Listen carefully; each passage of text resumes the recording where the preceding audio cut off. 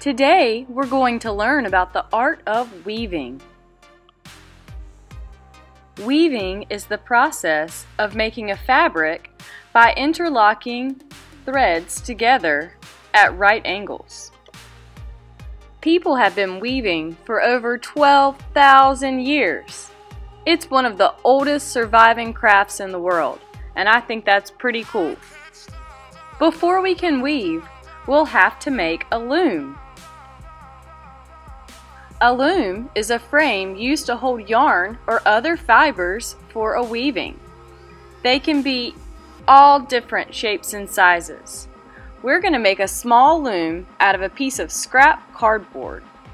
Your first step is to make marks that are equal distance apart using a ruler. You can make them ½ inch apart or just a couple of centimeters apart, but make sure that you keep all the marks at equal distance. Then you'll turn the ruler and line it up straight with the end of the cardboard. You'll use the ruler to make marks on the other side of the piece of cardboard directly across from your first marks. Next, you're going to cut a short line on each mark. Now that our loom is made, it's time to prepare it for weaving. This process is called warping the loom. This white string that's similar to the string that you might find in a yo-yo is called the warp string. First, you'll put the warp string through the first cut. There are different ways to warp a loom, but since we're making a bracelet with our project, we're going to need the extra strings on the back to be able to tie the bracelet together. We're going to wrap the string around and around the loom until all the cuts are full.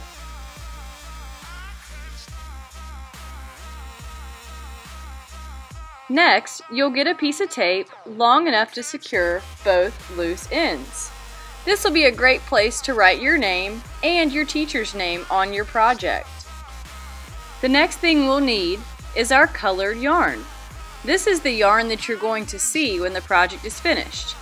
You'll pull off a piece that's maybe 2 or 3 arms length long. Yarn can get really knotted up. Try not to get frustrated and try to untangle the knot. Don't ever just cut a new end from a loose piece of string. Work your way backwards and see how good you can do.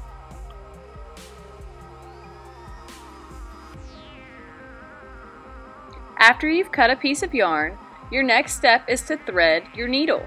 That means putting the yarn through the little hole in the end of the needle. Sometimes it's easier to fold the yarn over and push it through the hole. Then you'll need to tie 1 or 2 knots around the end of the yarn, securing it to the needle. Now it's time to weave.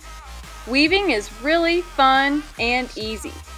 All you have to do is go over and under and over and under. When you get to the other side, you pull the string until it won't pull anymore. Then you secure the loose end to the back of your loom with a piece of tape. Now you're ready to weave back the other way. You always have to do the opposite of whatever you just did. So if you ended up underneath the last warp string, you'll have to start over that string. So we're always doing the opposite of what we just did to the string to the left or right, and also up or down. You'll start to figure out the pattern after you start working.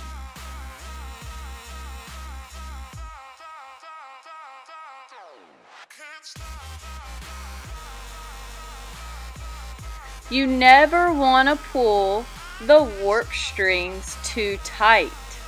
They should always stay parallel the whole time. If the strings on the sides start pulling in towards the middle, you'll know that your weaving is too tight.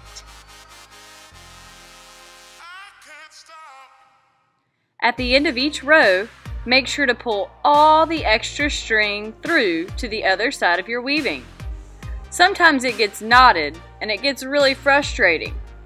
As soon as you see a knot start to form, go ahead and stop and try to untangle the knot.